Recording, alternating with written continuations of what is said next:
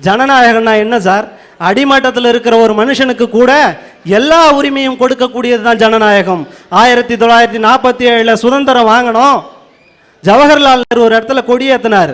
கொடியேற்றிட்டு வந்த உடனே ஒரு சாமானியன் போய் அவர் காலில் விழுந்தவனே ஜவஹர்லால் நேரு அவன் காலரை பிடிச்சி தூக்கி கன்னத்தில் ஒரு அறை விட்டார். அவன் அரண்டு போயிட்டான்.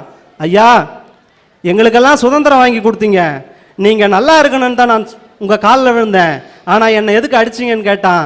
அவர் சொன்னார், எவன் காலில் நீ விழக்கூடாதுன்னு தாண்டா உனக்கு சுதந்திரம் வாங்கி கொடுத்தேன், ஏன் காலில் ஏன்டா விழுந்தேன்னு கேட்டார். ஒரு நாட்டினுடைய பிரதமரும் ஒரு சாமானிய குடிமகனும் சரிசமன் உலகத்துக்கு சொன்ன ஜனநாயக நாடு நம்முடைய பாரத நாடு. மத நல்லிணக்கம் சார். ஜாகிர் ஹுசேன் ஜனாதிபதியா இருக்காரு. தலைநகரத்தில் இருக்கக்கூடிய தமிழர்கள், இந்துக்கள் எல்லாரும் தீபாவளி அட்டகாசமா கொண்டாடிட்டு இருக்கிறாங்க. ஊரெல்லாம் பட்டாசு வெடிக்குது, எல்லா மக்களும் மகிழ்ச்சியா இருக்கிறாங்க. இவருக்கு ஒன்றும் புரியல. பிஏவை கூப்பிட்டு கேட்கிறாரு, என்ன சார் மக்கள் எல்லாம் ஒரே சந்தோஷமா இருக்கிறாங்க, ஊரெல்லாம் விளக்கெரியுது, என்ன காரணம்னு கேட்டாரு. பிஏ சொன்னாரு, ஐயா, இன்னைக்கு நம்ம இந்திய நாட்டில் பெரும்பாலான மக்கள் கொண்டாடுற தினம் தீபாவளி, எல்லாரும் வீட்டில் விளக்கேற்றுவாங்க, பட்டாசு கொளுத்துவாங்க அப்படின்னாரு. அப்போ சொன்னாரு, ஏன் நம்ம வீட்டில் ஏற்றலைன்னு கேட்டார். ஐயா, நீங்கள் ஒரு இஸ்லாமியர், அதனால் நாங்கள் ஏற்றாமல் விட்டுட்டோம் அப்படின்னு. அதுக்கு ஜாகிர் ஹுசேன் சொன்னார், இந்திய நாட்டினுடைய முதல் குடிமகன் நான். என்னுடைய தேசத்து மக்கள் கொண்டாடக்கூடிய பண்டிகையை முதல் நாளாக கொண்டாட வேண்டியவன் நான் தான். ஏத்துற அதிபத்தை வீடு போறான்னு சொன்னார்னா இந்த நாட்டில் பிறந்தது எனக்கு வலிமை இல்லையா சார்? 4 செண்டு பாட்டிலில் விழுந்ததுன்னா அந்த செண்டு பாட்டிலே நாரி போயிருது சார். இன்னைக்கு அதே மாதிரி தான். எவ்வளவு பேரு புகழ் இருந்தாலும் அவன் செய்கிற சின்ன மடமா அவன் வாழ்க்கையே நாரடிச்சிருது சார். சார், நான் நொய்டாவிலேருந்து வரேன். முந்திலாம் நொய்டாவிலேருந்து வரேன்னா ஒரு மரியாதையோடு பார்ப்பான். ஹைடெக் சிட்டி, எல்ஜி இருக்குது, சாம்சங் இருக்குது, மொசார்பியார் இருக்குதுன்னு. இன்னைக்கு நொய்டாவில் இருந்து வரேன்னு சொன்னா குழந்தைகளை கொண்டாங்களே அந்த இடமா அப்படின்னு 4 இடம் தள்ளி போய் நிற்கான் சார்.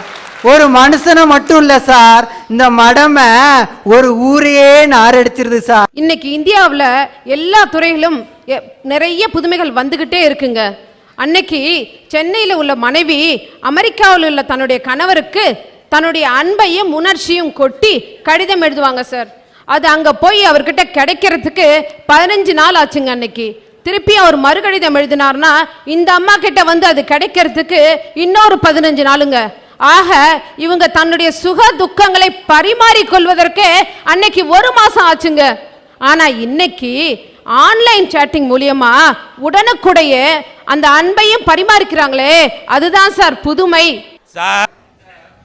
சொல்லுங்க ஐயா. சொல்றாங்க அந்த காலத்துல லெட்டர் போட்டா 10 நாள் ஆகும், 15 நாள் ஆகும். இன்னைக்கு இங்க இருந்து ஹேன்னு சொன்னா அங்க இருந்து ஹேன்னு சொல்லுவாங்களாம். சார், நான் சென்ட்ரல் ரிசர்வ் போலீஸ்ல வேலை செய்யறேன் சார். நான் கல்யாணம் ஆகும்போது காஷ்மீர்ல இருந்தேன். என் மனைவி எனக்கு லெட்டர் எழுதுவாங்க. அது ஒரு 10 நாள் பொறுத்து என்கிட்ட வந்து சேரும். பகல் 10 மணி வாக்குல வந்து சேரும். உடனே பிரிச்சு படிக்க மாட்டேன், பத்திரமா பாக்கெட்ல வச்சிருவேன். ஏன் தெரியுங்களா? மனைவி கடிதம் எழுதி முடிச்சிட்ட பிறகு மடிச்சு ஒட்டிருப்பார். அப்ப அவளோட மூச்சு காத்து அது உள்ள இருக்குமே, வெட்ட வெளியில பிரிஞ்சா வெளியே போயிடுமேன்னு பத்திரமா வச்சுக்கவேன் சார். வச்சுக்கிட்டு ராத்திரி 8 மணிக்கு எல்லா டியூட்டிலாம் முடிச்சிட்டு கம்பளி அப்படியே இழுத்து போத்திட்டு டார்ச் வெளிச்சத்துல அவ வாசனை கலந்து அந்த லெட்டரை பிரிச்சு புள்ளியார் சுழிலிருந்து 8 பக்கத்துக்கு அப்புறமா இருக்கிற புல் ஸ்டாப் வரைக்கும் படிக்கும் போது இருந்த சந்தோஷம் இருக்க சார், அது சார் சந்தோஷம். ஆனா அந்த சந்தோஷத்துக்கெல்லாம் இவங்க புதுமை ஒரு வேட்டு வச்சிடுச்சு சார். செல்போனு ஒண்ணு வந்தது சார். அதே மனைவி தான் இன்னைக்கு எனக்கு இப்போ இருக்காங்க. நானும் அதே அன்பு தான் செலுத்துறேன். அந்த என் மனைவியும் என் மேல அதிக அன்பு தான் வச்சிருக்கா. அன்புல எந்த குறையும் இல்ல. செல்போன் வாங்கி கொடுத்துட்டேன். முதல் நாள் செல்போன்ல பேசினேன். எடுத்தா ஒய்ஃப் எடுத்து, சொல்லுங்க நல்லா இருக்கீங்களா, சாப்பிட்டீங்களா? 2வது நாள் போசினேன், சொல்லுங்க சாப்பிட்டீங்களா? 3வது நாள் சொல்லுங்க. 4வது நாள் 5வது நாள் போன் பண்ணேன், தொடர்பு எல்லைக்கு அப்பால் உள்ளார். இதான் சார் இவங்க புதுமை. கொடுமை சார், கொடுமை. இவர் இன்னைக்கு டெல்லியில இருக்காரு. இவர மாதிரியான ராணுவ வீரர்கள் காஷ்மீர்லயும் ஜம்முலயும் இருக்கிறாங்க. அவங்க இவ்வளவு தூரத்துல இருக்காங்க. ஏற்கனவே இவரே சொன்னாரு 15 நாள் கழிச்சுதான் லெட்டர் போய் சேருதுன்னு. அந்த லெட்டரை அதுல வந்து ஒரு சுகமான செய்தி இருந்தா நான் ஒத்துக்கிறேன் சார், இவர் சொல்றது சரிதான். ஆனா ஒரு அவசர ஆபத்தான செய்தி இருந்ததுன்னா அத நைட்டு போரிய இழுத்தி போத்துக்கிட்டு படுத்து பார்த்தாருன்னா அவர் மனசு என்ன பாடுபடும் சார்? இத உணர பாருங்க சார். அமெரிக்கா வந்து ஒரு வல்லரசு நாடு, நம்ம எல்லாத்துக்குமே தெரியும். அந்த அமெரிக்கா ஒரு சேட்டலைட்டை விட்டுருந்தாங்க ஐயா. அந்த சேட்டலைட் எதுக்கு விட்டுருந்தாங்கன்னா எல்லா உலக நாடுகளையும் உளவு பார்க்கறதுக்கும் எந்த நாடு எந்த நேரத்தில் என்ன செய்யறான்னு கண்டுபிடிக்கிறதுக்கும் தாங்க. அப்பேற்பட்ட அமெரிக்காவுடைய கண்ணிலேயே மண்ணை தூவிட்டு பொக்ரான்ல நம்ம அணுசோதனை நடத்தி வெற்றி பெற்றோம் ஐயா. அன்னைக்கு தாயா உலக நாடுகள் நம்மளை பார்த்து வியந்தது. அதுதாயா நம்மளுடைய வியக்கத்தக்க புதுமை. ஒரு ஆய்வு சொல்லிருக்கு 2025ல 3 உலக நாடுகள் கூடி உலக பொருளாதாரத்தை நிர்ணயிக்க போறாங்க. அதுல ஒன்று அமெரிக்கா, இன்னொன்னு வந்து சைனா, மூணாவது வந்து நம்ம இந்தியா சார். இதெல்லாம் எதனால? இதெல்லாம் இந்த மாதிரியான புதுமையினால தானே சார். இந்த சமுதாயத்தை உருவாக்குறதுல முக்கியமான பங்கு ஆசிரியருக்கும் எழுத்தாளர்களுக்கும் பத்திரிகையாளர்களுக்கும் இருக்குன்னு நினைக்கிறதுனால நான் அவங்களுடைய கடமைகள்ல இருந்து வரேன்.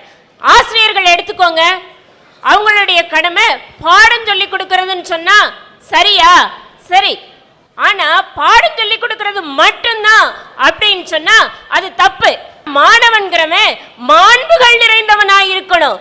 அப்படிப்பட்ட ஒருவனை உருவாக்கணும்னா அந்த ஆசிரியை தான் ஒரு முன்மாதிரியா இருந்து அவனுக்குள்ள இருக்கக்கூடிய பொறாமையை நீக்கிட்டு பொறுமையை வளர்க்கணும், ஆணவத்தை நீக்கிட்டு அடக்கத்தை வளர்க்கணும்.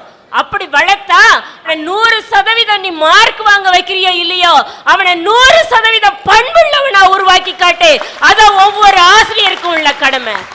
அதே மாதிரி பத்திரிகைகளை எடுத்துக்கோங்க. பத்திரிகைகளோட கடமை என்ன? மக்கள் மனசுல அறியாமை இருக்குது. பத்திரிகை செய்தி தரணும், படிக்கணும், படிச்ச உடனே அந்த அறியாமை விலகி ஓடி போகணும். அப்படி இருக்கணும் பத்திரிகை.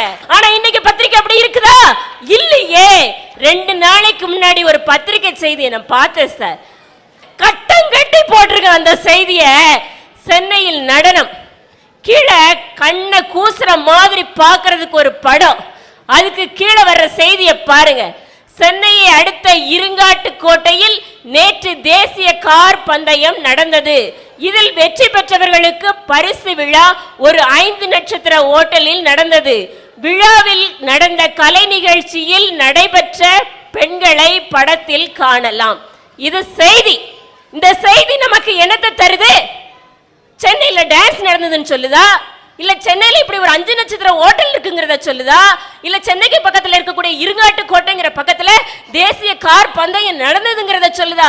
யோசிச்சு பாருங்க, இந்த செய்தி எப்படி தரப்பட்டிருக்கணும் நமக்கு. இந்த போட்டியில எத்தனை நாடுகள் கலந்து கொண்டன, யார் பரிசு பெற்றா, எத்தனை பேர் கலந்துகிட்டாங்க, என்னைக்கு நடந்தது, எப்ப நடந்தது, அவன் வெற்றி பெறதுக்கு எவ்வளவு முயற்சி பண்ணி அந்த வெற்றியை எட்டி பிடிச்சாங்கிறத செய்தியை சொல்ல வேண்டாமா? அதை படிச்சால எங்க பிள்ளைங்க இத மாதிரி நானும் முயற்சி பண்ணி முன்னுக்கு வரணும்னு நினைக்கும். ஒரு பத்திரிகையினுடைய கடமை இதுவா? இப்படிப்பட்ட செய்திகளை இப்படியா தரணும்? யோசிச்சு பாருங்க.